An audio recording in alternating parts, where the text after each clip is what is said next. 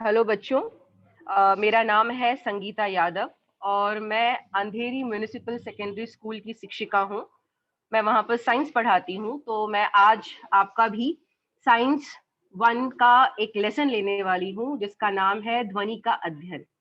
इसके बारे में पहले आप बहुत कुछ पढ़ चुके हैं, लेकिन जो बचा हुआ भाग है पीछे का और जो बहुत इंटरेस्टिंग है, इतना अच्छा मैंने पीडीएफ बनाया है और आपके काम की इंफॉर्मेशन है कि उम्मीद करती हूँ आपको बहुत अच्छा लगेगा। ध्यान से सुनिएगा, ठीक है? तो पहचानो मैं कौन हूँ। आपकी स्क्रीन पे आपको एक इमेज दिखाई दे रही है, ठीक है? आपको वो जो छोटा बच्चे जैसा दिख रहा है, मैं उसके बारे में बात नहीं कर रही हूँ। आप ये पूरी एक जो ब्लैक इमेज है, वो देखिए, ठीक है? और मैंने इसको नाम भी दिया है, पहचानो मैं कौन हूँ। मैं आपको एक छोटी-सी क्या कहते हैं उसको, कहावत से पूछना चाहूँगी आपको, या फिर जिसको हम कहते हैं ना, बूझो मैं कौन हूँ। मैं एक्स-रे रिपोर्ट नहीं हूँ, फिर भी शरीर के अंदर की जानकारी देती हूँ। मैं एक्स-रे रिपोर्ट से एडवांस टेक्नीक का प्रतिबिंब हूँ, पहचानो मैं कौन हूँ। तो क्या किसी को पता है कि अगर कोई काम एक्स-रे रिपोर्ट निकालने से नहीं बनता है, तो डॉक्टर उसके बाद क्या सजेस्ट करता है? बहुत लोगों को पता होगा, या फिर बहुत सारे बच्चों को ये चीज़ पता भी नहीं होती है, क्योंकि जब तक हमने वो सुना नहीं है या देखा नहीं है, वो चीज़ हमारे ज्ञान में नहीं आती है, ठीक है? तो ये जो एक रिपोर्ट, या फिर मैं कहूँ कि एक प्रतिबिंब जो आपको दिखाई दे रहा है, ये एक सोनोग्राफी की रिपोर्ट है, ठीक है? जिसमें गर्भाशय में बच्चा कैसे विकसित हुआ है। डॉक्टर ने एक महिला को सजेस्ट किया 8वें महीने में कि आप जा करके देख के आओ कि जो आपके गर्भ में बच्चा है वो कितना विकसित हुआ है, उसकी रिपोर्ट लेकर के आओ। तो उसने जाके सोनोग्राफी रिपोर्ट निकाली और सोनोग्राफी रिपोर्ट में ये इमेज बच्चे की सामने आई, ठीक है? तो सोनोग्राफी टेक्निक जो है, उसके बारे में ज़्यादा जानकारी मैं आपको देने वाली हूँ। सबसे पहला सवाल ये उठता है कि सोनोग्राफी तकनीक क्या है? तो बच्चों, सोनोग्राफी तकनीक एक बहुत ही एडवांस टेक्निक है, ठीक है? बहुत एडवांस मतलब इसमें इसका कोई नुकसान नहीं है, और करीब-करीब शरीर के हर हिस्से की सोनोग्राफी की जा सकती है। सोनोग्राफी को अल्ट्रासाउंड भी कहते हैं, ठीक है? और अल्ट्रासाउंड शरीर के हर हिस्से का किया जा सकता है। आपको जो ये कंप्यूटर के साथ पूरी मशीन दिखाई दे रही है ना, ये सोनोग्राफी मशीन है, जिसका उपयोग करके जो किसी भी शरीर के हिस्से की सोनोग्राफी करके क्या वहाँ पे रोग है या फिर कुछ प्रॉब्लम है, वो ज्ञात किया जा सकता है। तो पहला सवाल, सोनोग्राफी तकनीक क्या है? तो सोनोग्राफी तकनीक में पराश्रव्य ध्वनि तरंगों का उपयोग करके शरीर के आंतरिक भागों को चित्रित किया जाता है। थोड़ा-सा टफ है ये लाइन समझने में, लेकिन मैं आपको बता दूँ कि है क्या एक्चुअली टेक्निक। इसमें यूज़ करते हैं पराश्रव्य ध्वनि तरंगे, ठीक है? पराश्रव्य मतलब वो ध्वनि तरंगे जिनको हम नहीं सुन सकते, ठीक है? वो हमारी सुनने की क्षमता से कहीं ज़्यादा ऊपर होती हैं। और उनका उपयोग करके शरीर के किसी भी भाग का फोटो निकाला जा सकता है। फोटो मतलब हम कह सकते हैं कि चित्र, प्रतिबिंब। जैसे मान लो कि आपकी गर्दन में सूजन आ गई है, आपने एक्सरे निकाला, उसमें कुछ भी क्लियर नहीं हुआ, तो डॉक्टर बोलेगा जाके आप सोनोग्राफी रिपोर्ट निकालो। तो वहां पे सूजन है या फिर गांठ हो गई है, किस वजह से दर्द हो रहा है, वो हम इससे पता कर सकते हैं। धीरे धीरे जैसे जैसे हम आगे जाएंगे, वैसे वैसे आपको इसके बारे में ज्यादा मालूम पड़ेगा। ये जो कंप्यूटर दिख रहा है ना आपको कंप्यूटर की स्क्रीन पर, उसका पूरा चित्र आता है, ठीक है? तो शरीर के किसी भी भाग को चित्रित किया जा सकता है। अभी नेक्स्ट है कि इस तकनीक का उपयोग किस प्रकार किया जाता है, ठीक है? तो इस तकनीक का उपयोग करने के लिए बच्चों देखो आपकी स्क्रीन पे ना, जैसे कि आपके बुक में लिखा हुआ है कि इस तकनीक में एक छोटी सलाई और एक विशिष्ट द्रव का उपयोग किया जाता है। तो मैं आपको बताती हूँ कि ये छोटी सलाई और द्रव का क्या उपयोग है। तो जैसा कि आपको आपकी स्क्रीन पे दिखाई दे रहा है कि ये जो है, ये वाला भाग जो है, कौन-सा वाला? वो जो आदमी के हाथ में आपको दिखाई दे रहा है ना, ये ये जो है वो सलाई है, ठीक है? सलाई में ये जो भाग है, यहाँ पर जेल लगाया जाता है, ठीक है? इस सलाई को ना ट्रांसड्यूसर भी कहते हैं, क्योंकि इसी का उपयोग करके ध्वनि तरंगों को शरीर के अंदर भेजा जाता है। और उसके ऊपर देखो ये बॉटल दिख रहा है, ये जेल का बॉटल है। जेल मतलब आप समझ सकते हो, जैसा आजकल लड़के सर में देखो अपने बालों में जेल लगाते हैं और बाल थोड़े वो हो जाते हैं, स्ट्रेट वगैरह हो जाते हैं, उस टाइप का जेल होता है। लेकिन ये बहुत इंपॉर्टेंट जेल है, ठीक है। तो ये जेल कौन सा है? ये जेल होता है प्रोपिलीन ग्लाइकॉल या फिर पॉलीएक्राइल अमाइड और ग्लिसरीन जैसा जेल होता है। और इस जेल का बहुत इंपॉर्टेंट यूज है बच्चों। अगर ये जेल नहीं लगाया ना, तो ध्वनि तरंगे ठीक से शरीर के अंदर नहीं जा पाती है। तो ये जेल लगाने की वजह से जो हवा के छोटे छोटे कण हैं, वो बीच में प्रॉब्लम क्रिएट नहीं करते हैं, ठीक है। तो हमने क्या किया, हमने सलाई लिया, हमने उस सलाई पर जेल लगा दिया। कौन सा जेल लगाया? प्रोपिलीन ग्लाइकॉल लगाया, पॉलीएक्राइल अमाइड लगाया या फिर ग्लिसरीन, कोई भी एक लगा दिया जाता है, ठीक है। और उसको शरीर में लगाने के बाद देखिए मैं आपको आगे दिखाती हूँ कि उसको शरीर पर लगाने के बाद क्या कर क्या किया जाता है कि ये देखो यहाँ पर अगर आप देखोगे तो ये जो डॉक्टर है उसकी सोनोग्राफी रिपोर्ट निकाल रहा है। और जो सलाई मैंने आपको दिखाई थी वो उसने उसके पेट पर लगाया है। और दूसरा हाथ जो है उसका वो कंप्यूटर के कीबोर्ड पर है। तो एग्जैक्टली क्या किया उसने कि शरीर के जिस भी हिस्से की सोनोग्राफी करनी है वहां पर कितनी क्षमता की ध्वनि चाहिए वो उसने कीबोर्ड से सेट किया और सलाई को शरीर के उस भाग पर घुमाया। पहले त्वचा पर जेल लगाया, जेल लगाने के बाद उस पर सलाई को घुमाया और फिर जो ध्वनि तरंगे थी वो इंसान इंसान के शरीर में जाती हैं। और शरीर में जाने के बाद जो भी उसका चित्र है वो कंप्यूटर स्क्रीन पे दिखाई देता है। तो आप देख सकते हो यहाँ कंप्यूटर की जो स्क्रीन है, यहाँ पर आपको शरीर के अंदर की जो इमेज है वो दिखाई देगी, ठीक है। तो वही जो मैंने आपको बताया वही लिखा हुआ है, ठीक है। शरीर के आंतरिक भागों में परावर्तित ध्वनि को पुनः सलाई द्वारा एकत्रित किया जाता है। देखो पहला काम क्या हुआ, सलाई से हमने ध्वनि तरंगों को शरीर के अंदर भेजा। फिर वो ध्वनि तरंगे जब अंदर जाती हैं तो वहां से परावर्तित होकर के वापस आती हैं। तो उन ध्वनि तरंगों को एकत्रित करने का काम भी ये सलाई ही करती है, ठीक है। और उसके बाद अ, उसका जो चित्र है वो कंप्यूटर की स्क्रीन पर दिखाई देता है। और ये क्यों बहुत इंपॉर्टेंट है, क्योंकि एक्सरे से ये बहुत एडवांस है। छोटी से छोटी बारीक चीज भी हम सोनोग्राफी द्वारा पता कर सकते हैं। ये वेदना रहित है, मतलब इसको जब करते हैं तो कोई पेन नहीं होता है, ठीक है। और अचूक है, मतलब एकदम करेक्ट इंफॉर्मेशन देती है। जो इंफॉर्मेशन चाहिए वो आपको एकदम परफेक्ट मिलेगी इस टेक्निक द्वारा, ठीक है। तो ये सब कुछ था सोनोग्राफी तकनीक के बारे में। उसके बाद है इसके क्या उपयोग हैं, ठीक है। तो अगर शरीर के किसी हिस्से में सूजन आ गई या फिर इंफेक्शन हो गया या फिर कहीं दर्द हो रहा है तो उसका क्या कारण है वो हम इस तकनीक का उपयोग करके ज्ञात कर सकते हैं। हार्ट अटैक आने के बाद, ठीक है, हार्ट अटैक सबने सुना होगा, जब लोगों को हार्ट अटैक आ जाता है तो क्या प्रॉब्लम है उसके हार्ट में, क्यों हार्ट अटैक आया, ये डॉक्टर कैसे पता करेगा? तो सोनोग्राफी से पता करते हैं, ठीक है। बहुत सारे टाइप्स है, उसका एक पर्टिकुलर नेम है, लेकिन सोनोग्राफी टेक्निक ही यूज करते हैं उसके लिए। उसके बाद गर्भवती स्त्रियों के गर्भाशय में गर्भ की वृद्धि को देखने के लिए, ठीक है, मैं भी आपको एक चीज दिखाती हूँ, चलिए। इसका क्या मतलब होता है कि गर्भवती स्त्रियों के गर्भाशय में गर्भ की वृद्धि को देखने के लिए, देखिए ये जो है वो गर्भाशय में गर्भ की वृद्धि का प्रतिबिंब है। यानी कि अलग अलग स्टेज में सोनोग्राफी करके हम बच्चे का कितना विकास हुआ है वो ज्ञात कर सकते हैं, ठीक है। 8वें या 9वें महीने में डॉक्टर बोलता है एक बार सोनोग्राफी करने के लिए। तो सोनोग्राफी में क्या मालूम पड़ता है कि बच्चे के हाथ हैं क्या, जो उसके हाथ की जो हड्डियां होती हैं उनका साइज बराबर है क्या, हाथ में पांचों उंगलियां दिखाई दे रही हैं क्या, क्या उसका ब्रेन ठीक से डेवलप हुआ है, क्या उसका जो हार्ट है, हृदय है, उसका विकास सही से हुआ है। बहुत सारी चीजें जो छोटी छोटी हमको नॉर्मली नहीं मालूम पड़ती है, उसकी पूरी जानकारी सोनोग्राफी रिपोर्ट दे देती है। अगर आपने थोड़े दिन पहले न्यूज देखा होगा बच्चों, तो वाडिया हॉस्पिटल जो बच्चों का बहुत फेमस हॉस्पिटल है, वहां पे 2 बच्चियां थी जो आपस में जुड़ी हुई थी और उनको ऑपरेशन करके उनको अलग अलग किया, ठीक है। पर हुआ क्या कि दूसरे महीने में ही जो माँ बाप थे उनको बता दिया गया कि भाई जो आपके दोनों बच्चे हैं वो आपस में जुड़े हुए हैं, तो आपको क्या करना है, रखना है या इन्हें अबॉर्ट करना है।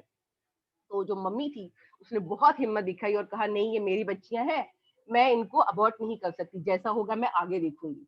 9 महीना गया, डॉक्टरों ने बहुत संभाल के सब कुछ किया और अभी जस्ट थोड़े दिन पहले, 1 हफ्ता पहले ये समाचार में आया था कि ऑपरेशन करके 6 घंटे का ऑपरेशन किया और वो दोनों बच्चियों को पूरा कट करके अलग किया है।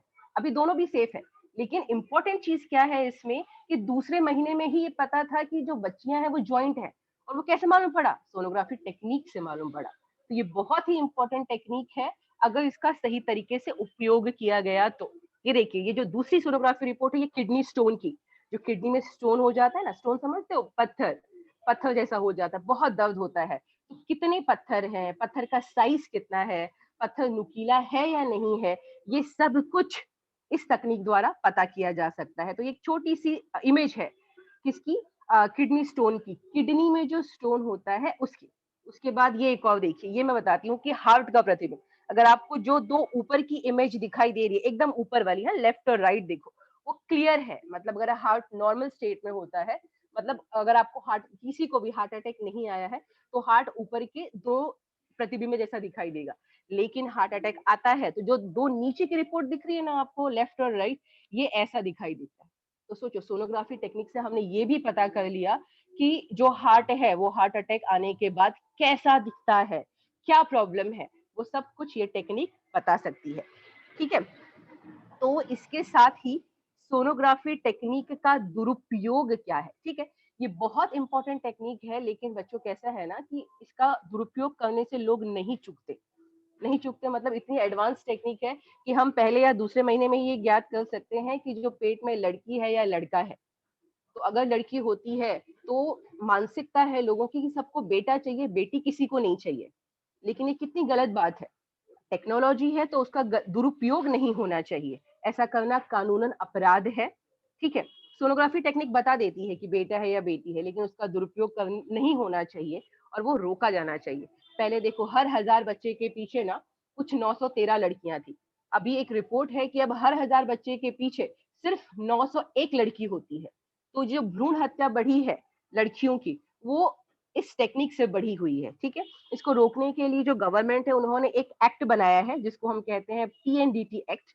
और इसमें क्या होता है कि अगर किसी ने भी लिंग का परीक्षण किया तो उसको जेल हो सकती है, 5 साल तक की जेल हो सकती है डॉक्टर को, या फिर टेक्नीशियन है जो लैब टेक्नीशियंस होते हैं उनको 5 साल तक की जेल हो सकती है, और या फिर 10 से 15 हजार तक का जुर्माना लगाया जा सकता है। इसीलिए जो इतनी मुहिम चलाई जा रही है, Beti Bachao, save the girl child, बेटियों को बचाओ, बेटियों को पढ़ाओ, ये सिर्फ इस वजह से हो रहा है। ठीक है, तो बेटा हो या बेटी, दोनों एक समान है, कोई किसी से कम नहीं है। ठीक है, और ऐसी तकनीक का दुरुपयोग रोका जाना चाहिए। ओके, ठीक है, चलिए इसके बाद जो है वो है कि हम सुनते कैसे हैं।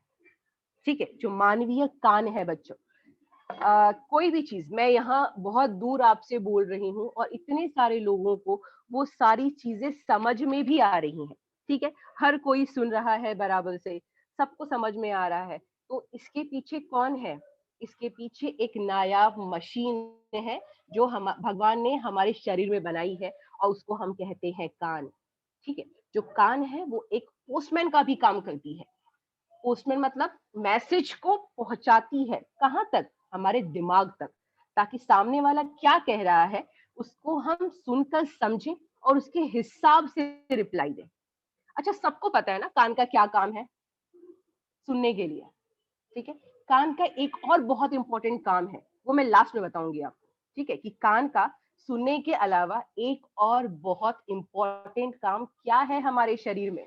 ओके, चलिए तो हम पढ़ते हैं इसके बाद मानवीय कान। कान सबने देखा है ना, सबको पता है। अगर नहीं देखा है, नहीं पता है, तो आपके फेस के दोनों साइड दो कान है, खींच कर देखिए, या फिर मम्मी ने जब खींचे होंगे जो दर्द होता होगा ना, वही कान है। ठीक है, तो हम अब पढ़ने वाले हैं कान के बारे में। तो जो आपके फेस के, अब उसके पहले मैं आपको जो कान के हिस्से हैं उनके बारे में बताऊंगी, जो भाग है जैसा कि आपके टेक्स्ट बुक में दिया हुआ है वो मैं आपको बताने वाली हूँ। ओके, तो ये जो आपकी स्क्रीन पे दिखाई दे रहा है ये है मानवीय कान की रचना। आपको अंदर का भाग पता नहीं है, लेकिन आपको ये जो बाहर का भाग है वो पता है। बाहर का भाग यानी कि आपको कर्ण पल्लव के बारे में पता है। कर्ण पल्लव मतलब क्या? जो आपके बाहर दिख रहा है आपको, ये जो भाग है इसको हम कहते हैं कर्ण पल्लव। ओके, अब उसके बाद ये जो आपको दिखाई दे रही है यहाँ पे, ये जो हिस्सा गया है इसको हम कहते हैं श्रवण नलिका। श्रवण नलिका, जहां से ध्वनि तरंगे हमारे कान के अंदर जाती हैं, ठीक है। उसके बाद है यहाँ पे कान का पर्दा। देखो ये क्लियर इमेज नहीं थी ना कान के पर्दे की, तो जो यहाँ साइड में आपको दिखाया है ये उस कान के पर्दे की क्लियर इमेज है, ठीक है। आपने देखा भी हो, कभी हम अगर कान खोदते हैं या फिर लकड़ी डालते हैं तो जो हमारे कानों में चुभता है लास्ट में जाकर ना एकदम पतला सा, और बहुत लोग कहते हैं संभालो उसको वरना कुछ हो जाएगा, कान से खून आने लग जाएगा। एक पतली सी जो झिल्ली होती है उसको हम कहते हैं कान का पर्दा। और कान के पर्दे के बाद जो बाकी का हिस्सा आता है उसको कहते हैं मध्य कर्ण, ठीक है।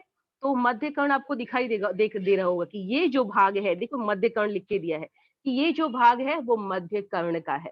यहाँ पर क्या है, ये जो छोटी छोटी तीन दिखाई दे रही है ना, ये तीन अस्थियों यानी कि तीन छोटी छोटी हड्डियां होती हैं। यहाँ पर एक जो ये हुक जैसा आपको दिखाई देगा वो स्टेप्स है, और यहाँ पर एक जो घोंगे जैसी आपको आकृति दिखाई दे रही है, घोंगा मतलब देखिए यहाँ पर एक दिखाई दे रहा है जैसे जैसे लपेट के रखा हुआ है, उसको हम कहते हैं कर्णावर्त। और ये सब अंतःकरण के भाग हैं। तो ये तो कान के भाग मैंने आपको बता दिए बच्चों। अभी इम्पोर्टेंट क्या है कि ये काम कैसे करता है। तो जो सबसे पहला कान का हिस्सा है हम उसको कहते हैं कर्ण पल्लव। कर्ण पल्लव मतलब ये भाग, ये वाला जो आपके कान के बाहर आपको दिखाई देता है, जिसको कोई भी पकड़ के खींच सकता है, ये कर्ण पल्लव है। इसका इंपॉर्टेंस क्या है कि अगर आप अपने कानों को हाथ लगाए ना तो आपको उसमें बहुत सारी कर्व्स दिखाई देंगे। कर्व्स यानी कि उभार दिखाई देंगे। कोई हड्डी छोटी है कान में, बाहर के कान में कोई हड्डी बड़ी है, उसको ऐसे बनाया गया है ताकि वो सभी ध्वनि की तरंगों को एकत्रित कर सके। सभी मतलब क्या, देखो एक छोटी सी सुई गिरती है तो भी हमको सुनाई देता है, कुछ बहुत बड़ा बॉम्ब ब्लास्ट हो गया है तो भी हमारा कान सुन लेता है। मतलब हमारे कान का जो बाहर का कर्ण पल्लव है वो सभी साउंड वेव्स को, ध्वनि तरंगों को, छोटी सी ध्वनि तरंग को भी और बड़ी सी ध्वनि तरंग को भी एकत्रित करने के लिए डिजाइन किया गया है, ठीक है। तो सोचो प्रकृति के पास कितनी एडवांस टेक्निक है। एक ही कान बनाया है, आप छोटी सी आवाज भी सुन सकते हो और आप बहुत बड़ी आवाज भी उससे सुन सकते हो, ठीक है। तो ये इंपॉर्टेंस है कर्ण पल्लव का। अब इसके बाद आता है मध्य कर्ण, ठीक है। अब मध्य कर्ण में क्या, तो ये जो मैंने आपको बता दिया था कि ये जो है आपकी श्रवण नलिका है। श्रवण नलिका से क्या होता है कि जो भी ध्वनि तरंग है वो कान के पर्दे तक जाती है। ये जो होल आपको दिखाई दे जिसमें अगर आप कान साफ करने के लिए लकड़ी डालते हो तो लकड़ी जितनी अंदर जाती है ना उतनी ही आपके श्रवण नलिका होती है। उसके बाद आता है कान का पर्दा, जिसको हम कहते हैं कर्णपटह। और ये कैसा होता है, एकदम पतला झिल्ली होता है, मतलब एकदम पतला पर्दा जो होगा ना वैसा होता है, कुछ कुछ टिश्यू पेपर जैसा, अगर आप इमेजिन नहीं कर सकते तो टिश्यू पेपर जैसा। और इसकी इनलार्ज इमेज जो है वो यहाँ पे आपकी स्क्रीन पे दिखाई दे रही है कि कैसा दिखाई देता है, ऐसा दिखाई देता है कान का पर्दा, ठीक है। और कान के पर्दे क्या होता है कि जब हम किसी भी चीज को सुन रहे हैं तो जो ध्वनि तरंग है वो सीधा श्रवण नलिका से होते हुए कान के पर्दे पर जाती है। कहाँ जाती है, कान के पर्दे पर। और कान के पर्दे पर जाकर वो क्या काम करती है, तो कान के पर्दे पर जाने के बाद वो वहां पे वाइब्रेशन का निर्माण करती है, यानी कि कंपन का निर्माण करती है। समझ में आया आपको, ये इंपॉर्टेंट है कि वहां कंपन या वाइब्रेशन का निर्माण करती है और वही वाइब्रेशन हमारे कान के अंदर जाती है, ठीक है। अब उस वाइब्रेशन का रूपांतरण करेक्ट इंफॉर्मेशन में कौन करता है, तो वो हमारा ब्रेन करता है। लेकिन इसके बीच में भी थोड़ा सा एक प्रोसेस है जो मैं आपको बताना चाहूंगी, ठीक है।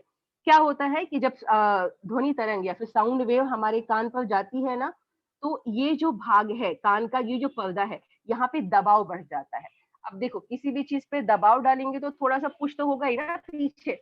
दबाव होने के बाद ये पीछे की ओर दब जाता है, और जैसे ही वो वेव दूसरे साइड जाती है या वाइब्रेशन के रूप में दूसरे साइड जाती है, ये वापस अपने ओरिजिनल पोजीशन में चला आता है।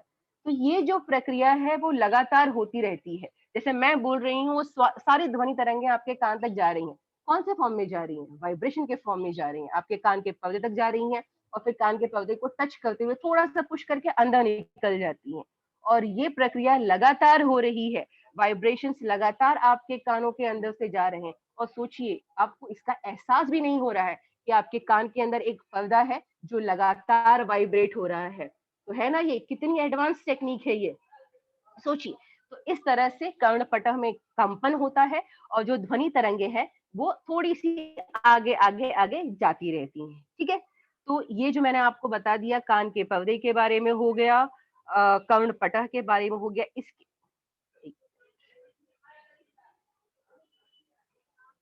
ठीक है, अब ये जो है वही जो मैंने आपको बताया पूरी इंफॉर्मेशन है यहाँ पे, कि जो कर्ण पल्लव है वो बाह्य परिवेश से ध्वनि को एकत्रित करता है। एकत्रित ध्वनि श्रवण नलिका से मध्य कर्ण की खोखली जगह तक जाती है। फिर जो अंदर पतला पर्दा होता है उसे हम कहते हैं कर्णपटह। कर्णपटह की वजह से झिल्ली पर दाब बढ़ जाता है और जो ध्वनि तरंगे हैं वो कंपन के रूप में कान के अंदर प्रवेश करती हैं। उसके बाद जो सबसे इम्पोर्टेंट चीज है कि ध्वनि तरंग अंदर गई हमारे कान के, उसके बाद क्या हुआ, तो श्रवण तंत्रिका, यानी कि जो श्रवण तंत्रिका होती है, दिखाई दे रहा होगा आपको इस इमेज में कि एक घोंगे के जैसा है और वहां पे से छोटी छोटी नर्व्स निकली हुई हैं। ठीक है, तो वहां से जो इंफॉर्मेशन है, ठीक है, वो मस्तिष्क तक जाती है। इस ये जो घोंगे के जैसा आकार वाला होता है ना, उसको हम कहते हैं कर्णावर्त। क्या कहते हैं? कर्णावर्त कहते हैं। तो कर्णपटल से जो भी कंपन आता है वो ये कर्णावर्त लेता है, घोंगे के जैसा आकार वाला लेता है। और इसके अंदर ना एक द्रव होता है, वो द्रव उस प्रेशर को एब्जॉर्ब करता है और उसको विद्युत तरंगों में परावर्तित कर देता है। विद्युत तरंगे मतलब क्या? न्यूरो, जिनको हमारे ब्रेन तक भेजा जाता है और फिर हमारा जो ब्रेन है वो उसको समझ करके सही चीज क्या है, इंफॉर्मेशन हमारे ब्रेन को देता है और हमको समझ में आता है कि सामने वाला व्यक्ति क्या कह रहा है। ठीक है, तो ये जो है कि इसके बाद जो कर्णावर्त है उससे सीधी ये इंफॉर्मेशन हमारे ब्रेन को भेजी जाती है। हमारा ब्रेन उस इंफॉर्मेशन को इंटरप्रेट करता है, यानी कि समझाता है हमको कि हाँ सामने वाला यही कह रहा है। फिर एक बार शॉर्ट में जितना भी मैंने आपको बताया अगर मैं रिवाइज कर दूं या फिर मैं पूरा वाइंड अप कर दूं तो क्या कहते हैं, हम कान से ध्वनि को सुनते हैं। होता क्या है, ध्वनि तरंग कान पर आती है और कान का जो पर्दा है वो कंपित होता है और वो उस कंपन का रूपांतरण विद्युत तरंगों में होता है और वो विद्युत तरंगे श्रवण तंत्रिका द्वारा मस्तिष्क तक भेजी जाती हैं, जिनको हमारा मस्तिष्क समझता है। समझ में आया आपको? तो ये काम आपका कान करता है। और बच्चे लोग देखो, इतना इंपॉर्टेंट काम है ये कान का, लेकिन लोग क्या करते हैं कि उसका केयर नहीं करते, संभालते नहीं है उसको। तो जरूरी है कि हम अपने कान को साफ रखें, लेकिन साफ करने के लिए कान में लकड़ी नहीं डालें, नुकीली वस्तु को नहीं डालें, ताकि कान को कोई चोट ना पहुंचे। और एक सबसे इजी चीज जो आजकल कान को खराब कर रही है वो क्या है पता है आपको? ईयरफोन। ईयरफोन लगा लेते हैं पूरा दिन और पूरा दिन गाने सुनने हैं लाउड वॉइस में, तो उससे कान के पर्दे को तकलीफ होती है। तो कृपया अपने कान की केयर करें और इन सब चीजों से दूर रहें। उसके बाद है आपको जो आपके बुक में लास्ट में सवाल दिया गया है, ठीक है, जो 3 प्रश्न दिए गए हैं आपके बुक में वो भी मुझे लेने हैं। तो क्या है ये कि 1.5 किलो हर्ट्ज आवृत्ति तथा 25 सेंटीमीटर तरंग दैर्घ्य की ध्वनि को 1.5 किलोमीटर दूरी तय करने के लिए कितना समय लगेगा? ठीक है, तो जो ध्वनि की आवृत्ति है यानी कि न्यू, दिखाई दे रहा है आपको? ये जो न्यू है यानी कि ध्वनि की जो आवृत्ति है ये कितनी है? 1.5 किलो हर्ट्ज है। देखो जो मैंने लाल लाइन मारी है उसके आगे 1.5 किलो हर्ट्ज। ठीक है, तो किलो हर्ट्ज जो है वो थोड़ी हायर इकाई है, उसको हमको हर्ट्ज में बदलना होगा, क्योंकि किसी भी प्रश्न को हल करते समय जो इकाइयां हैं वो ऐसा यूनिट में होनी चाहिए। तो किलो का मतलब कितना होता है? 1 किलो बराबर 10 के घाते 3। तो जो 1.5 था वो एज इट इज रहेगा, जो के है वो किलो का है, तो उसकी जगह पे हमने क्या लिख दिया? उसकी जगह पे हमने लिख दिया है 10 के घाते 3। देखो, तो 10 के घाते 3 हर्ट्ज हो गया। ठीक है, तरंग दैर्घ्य या फिर ये जो साइन है, ये जो आपकी स्क्रीन पे दिखाई दे रहा है ना, ये ग्रीक नोटेशन से, इसको हम कहते हैं लैम्बडा। ठीक है, तो लैम्बडा या फिर तरंग दैर्घ्य कितना लिया है उन्होंने? 25 सेंटीमीटर। देखो सेंटीमीटर वापस से सीजीएस इकाई है, तो उसको एसआई इकाई बदलना होगा। तो हम क्या करेंगे? 25 सेंटीमीटर को 100 से डिवाइड करेंगे, 100 से भाग देंगे, तो वो मीटर में बदल जाएगा। तो जब 25 सेंटीमीटर को 100 से भाग दिया तो आपको यहाँ मिलेगा 0.25 मीटर। ठीक है, तो ये इकाइयां जो है वो सब एक ही यूनिट में हो जाएंगी। दूरी को किससे दर्शाया गया है? एस से दिखाया गया है। दूरी कितनी है 1.5 किलोमीटर, वापस से किलोमीटर आ गया, किलोमीटर नहीं चाहिए, के को 10 के घाते 3 लिख दो, तो 1.5 गुणे 10 के घाते 3 मीटर हो जाएगा। ठीक है, अभी आपको निकालना क्या है, आपको निकालना है समय। समय निकालने के लिए आपके पास वेग होना चाहिए, तो दूरी दी हुई है, आपके पास वेग नहीं है, तो जो हमारे पास सूत्र है वेग निकालने के लिए वो है ध्वनि का वेग बराबर बारंबारता गुणे तरंग दैर्घ्य, यानी कि v बराबर न्यू गुणे लैम्बडा। न्यू का मान कितना है 1.5 इंटू 10⁻³ इंटू लैम्बडा का मान कितना है सॉरी 0.25 सेंटीमीटर। सबका गुणा कर दो आपस में, तो सबका गुणा करने के बाद कितना मिलेगा, सबका जब गुणा कर देंगे तो आपको मिलेगा v बराबर 0.375 इंटू 10 के घाते 3। अब 10 के घाते 3 लिखा है, अब जब इसको 1000 से मल्टीप्लाई,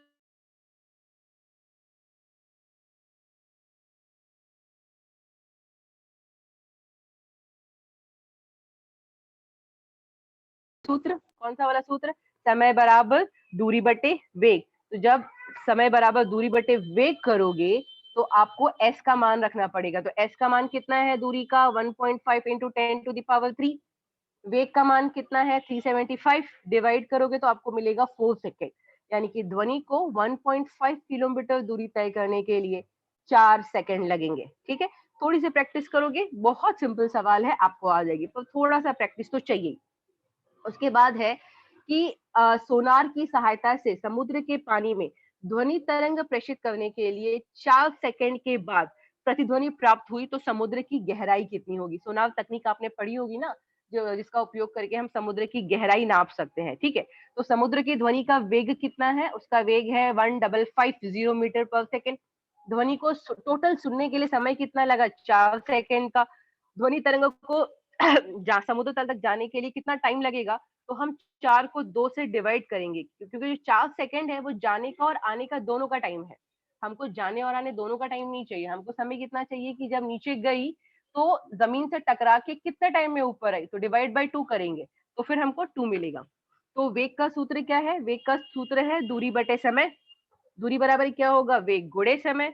सो वेग कितना है 1500 गुणे 2, गुणा कर दो, आपको मिलेगा 3100 मीटर। ठीक है, तो समुद्र की गहराई कितनी हो जाएगी, समुद्र की गहराई हो जाएगी 3100 मीटर। ओके, ये दूसरी सवाल है, सिंपल सवाल है, ये बहुत अच्छी सवाल है, थोड़ा सा दिमाग लगता है इसमें कि 4 को 2 से क्यों डिवाइड किया। ओके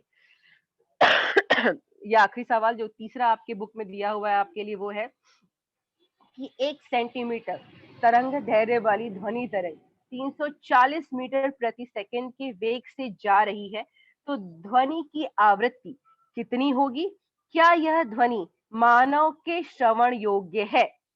तो बच्चों तरंग धैर्य यानी कि लैम्बडा का वैल्यू आपको दिया हुआ है, देखिए लैम्बडा दिया हुआ है 1 सेंटीमीटर, 1 सेंटीमीटर तो उसको मीटर में बदलना जरूरी है, इसलिए 1 सेंटीमीटर को 100 से डिवाइड करोगे तो आपको मिलेगा 1 गुणे 10 की घाते -2 मीटर। ध्वनि का वेग कितना होता है हवा में, तो हवा में ध्वनि का वेग ध्यान में रखना, ये तो बाहर करो, इंपॉर्टेंट क्वेश्चन है। ध्वनि का वेग हवा में होता है 340 मीटर पर सेकेंड। ये सूत्र आपने पहले भी यूज किया है, v बराबर न्यू लैम्बडा। v क्या है, ध्वनि का वेग है, न्यू क्या होता है, आवृत्ति है, लैम्बडा क्या है, तरंग धैर्य है। तो न्यू बराबर v बटे लैम्बडा, v का मान कितना है 340, डिवाइड बाय 1 गुणे 10 की घाते -2, उसको डिवाइड करोगे तो वो जो 10 की घाते -2 है पहले नीचे है, डिनोमिनेटर में है, जब वो ऊपर जाएगा तो वो प्लस हो जाएगा, तो आपको मिलेगा 340 गुणे 10 की घाते 2। ठीक है, नीचे माइनस था डिनोमिनेटर में, ऊपर गया तो प्लस हो जाएगा। और जब उसको आप हल कर दोगे यानी कि 340 ऑलरेडी है और फिर 10 गुणे 10 करोगे तो वो हो जाएगा न्यू बराबर 34000। ठीक है, हर्ट्ज। और अब सवाल ये पूछा है कि आवृत्ति ये है तो क्या हमको ये सुनाई देगी, तो हमको ये नहीं सुनाई देगी, क्योंकि जो हमारा कान है वो कौन से रेंज में सुनता है, तो जो हमारा कान है वो 20 से 20,000 हर्ट्ज के बीच की ही ध्वनि सुन सकता है, उसके ऊपर की ध्वनि को हमारा कान नहीं सुन सकता है। तो ये जो ध्वनि है वो मानव के श्रवण योग्य नहीं है, क्योंकि वो हमारी जो हियरिंग रेंज है उसके बाहर की है, उसके ऊपर की है, तो हमको वो सुनाई नहीं देगा। ठीक है, इसी के साथ जो भी मैंने आपको सिखाया, उम्मीद करती हूँ कि आपको समझ में आया होगा। थैंक यू बच्चों, मेरा जो आज का टॉपिक था वो खत्म होता है। एनी डाउट, अगर किसी को कोई भी डाउट है तो वो पूछ सकता है। ऋषिकेश साइंटिस्ट, आप कुछ पूछना चाहते हैं? सर माइक ऑन कीजिए, इनको डाउट गुड है। Morning teacher. गुड मॉर्निंग बच्चा, बोलो। Good morning teacher. यस बोलिए। टीचर, अभी आपने कणनपल्ली के बारे में और हमको इसकी पर्दे के बारे में बताया। हाँ हाँ टीचर, जो हम मशीन जिसे किसी किसी को सुनाई नहीं देता, तो हाँ मशीन किस हाँ। लिए लगाया जाता है? तो मशीन बच्चों उससे लगे, देखो कैसा है ना कि अच्छा क्वेश्चन पूछा है आपने। सुनना और समझना, ठीक है, ये दो अलग चीजें हैं। तो जो कान होता है, अगर उसके कुछ हिस्से काम नहीं कर रहे हैं तो हमको सुनाई नहीं देगा, ठीक है। तो जो मशीन लगाई जाती है, वो मशीन इसलिए लगाई जाती है ताकि जो साउंड वेव है उसको कलेक्ट करके वो कान के उस हिस्से तक पहुंचा सके जो उस इंफॉर्मेशन को आगे पहुंचाता है। समझ में आया? तो मशीन क्या करती है, मशीन सिर्फ उस ध्वनि तरंग को हमारे कान के हिस्से तक पहुंचाती है। देखो कभी कभी कैसा होता है, किसी को कम सुनाई दे रहा है, तो जब कम सुनाई देता है तो उसको क्या बोलते हैं, अरे मशीन लगवा ले, देखो बराबर सुनाई देगा, ठीक है। तो जब मशीन लगवा लिया, कम सुनाई दे रहा है मतलब सुनाई दे रहा है ना थोड़ा थोड़ा, लेकिन जब मशीन लगवा लेते हैं ना, तो जो ध्वनि तरंगे हैं उसको हमारा जो ब्रेन है वो अच्छा, वो हमारा जो इंफॉर्मेशन है वो हमारे ब्रेन तक सही तरीके से पहुंच पाती है, और फिर हमको आवाज ऊंची या फिर क्लियर सुनाई देती है। ओके, और कुछ कोई कोई पूछना चाहेगा कुछ? अगर आपको कुछ भी डाउट है तो आप पूछ सकते हो। हाँ, एक चीज रह गई, अगर आपको डाउट भी है तो मैंने, देखिए अब मुझे याद आया आपने ये पूछा, तो फिर सब कोई है। सर आपने बच्चों के माइक ऑन नहीं किए, प्लीज ऑन कर देंगे क्या? तो एक चीज मैंने बोली थी, मैं आपको बताऊंगी और वो रह गई। किसी को भी डाउट नहीं है, चलिए मैं बता देती हूँ। जब मैं कान का टॉपिक पढ़ा रही थी, उस बच्चे ने डाउट पूछा तो मेरे को ध्यान में आया कि जब मैंने पढ़ाया था तो मैंने आपको बोला था कि जो हमारा कान है वो सुनने के अलावा एक और इम्पोर्टेंट काम करता है जो किसी को नहीं पता होता है। सोचिए वो क्या हो सकता है मालूम? हमारा कान जो है ना बच्चों, वो बहुत इंपॉर्टेंट है।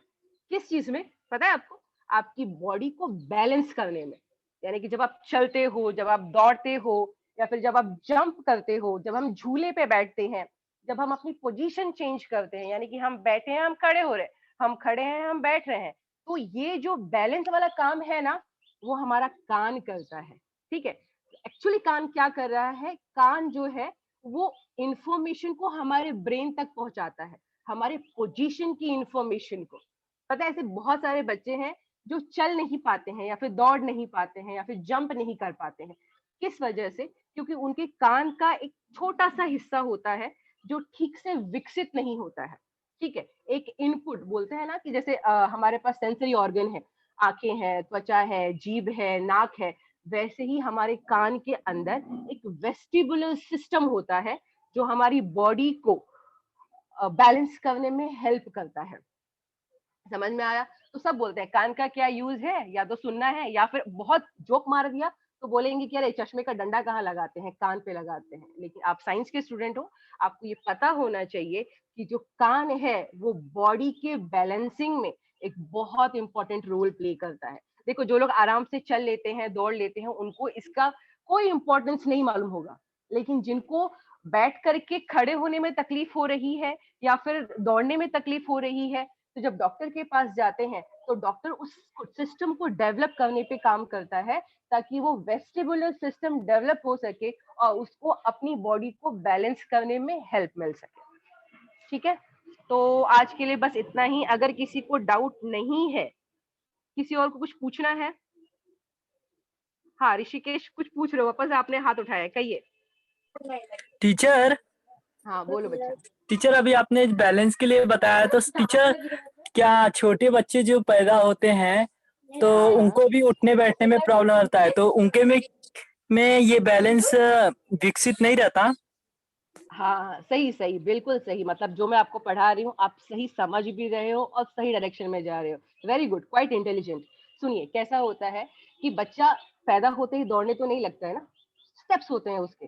पहले वो क्रॉल करना स्टार्ट करता है, फिर वो बैठना स्टार्ट करता है, बैठने के बाद वो पकड़ के चलना स्टार्ट करता है, पकड़ के चलने के बाद वो दौड़ना स्टार्ट करता है, दौड़ने के बाद जंप करना, बाकी सारी चीजें आती हैं। तो जैसे जैसे वो चीजें आ रही हैं उसके बॉडी में, वैसे वैसे उसका जो ये वेस्टिबुलर सिस्टम है वो नेचुरली डेवलप होते जाता है। आपको उसको कुछ करने की जरूरत नहीं है। अगर उसका शरीर का पूरा सिस्टम सही है तो ये उसको अगर ये सारी चीजें आ रही है धीरे धीरे, मतलब ये सिस्टम अपने आप नेचुरली प्रॉपरली डेवलप हो रहा है, इसके लिए आ रही है। बच्चा पैदा होते ही दौड़ने तो नहीं लग जाता है ना, या फिर हम पैदा होते ही अपने हाथ से खाना तो नहीं शुरू कर देते। तो जैसे जैसे हम बड़े होते हैं हमारे शरीर में ऐसी बहुत सारी चीजें हैं जो डेवलप होती हैं, यानी कि विकसित होती हैं। तो ये जो सिस्टम है वो उम्र के साथ नेचुरली डेवलप होता है। ठीक है। अ, और किसी को कुछ डाउट पूछना है बच्चों? सर किसी को कोई डाउट नहीं है? मैंने आज आपको पढ़ाया सोनोग्राफी तकनीक के बारे में। उम्मीद करती हूँ आपको समझ में भी आया होगा और अच्छा भी लगा होगा। उसके बाद मैंने आपको बताया मानवीय कर्ण के बारे में, यानी कि हमारे कान की रचना कैसी होती है, हमारा कान काम कैसे करता है, और काम सुनने के अलावा एक और कौन-सा इम्पोर्टेंट काम हमारे कान से होता है। तो ये अगर मेरे बच्चे हैं, मेरा लेक्चर अटेंड कर रहे हैं, तो मुझे लगता है उनको ये चीज़ पता होनी चाहिए। उसके बाद जो 3 सवाल थे आपके टेक्स्ट बुक में पेज नंबर 136 पे, वो मैंने आपको बताया है। अगर आपका एग्ज़ाम हुआ, तो तीनों क्वेश्चंस बहुत-बहुत इम्पोर्टेंट है। थैंक यू सो मच बच्चों।